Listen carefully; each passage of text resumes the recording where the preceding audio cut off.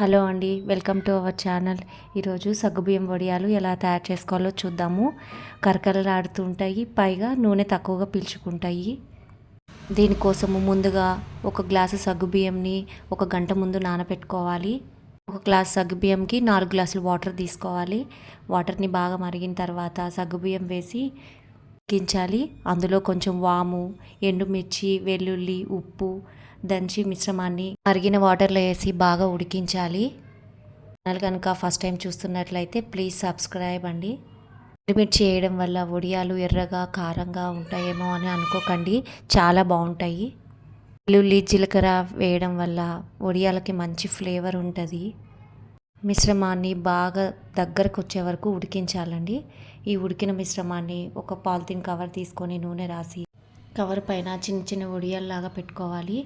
చాలా తొందరగా ఎండిపోతాయండి. 1 డే చాలు. చాలా క్రిస్పీగా కరకరలాడే సగ్గుబియ్యం వడియాలు రెడీ. బొంబాయి రవ్వతో వడియాలు ఎలా తయారు చేసుకోవాలో లింక్ యాడ్ చేశానండి, చూడండి. చూసి ట్రై చేయండి, చాలా పర్ఫెక్ట్గా వస్తాయి. Please subscribe. Thank you.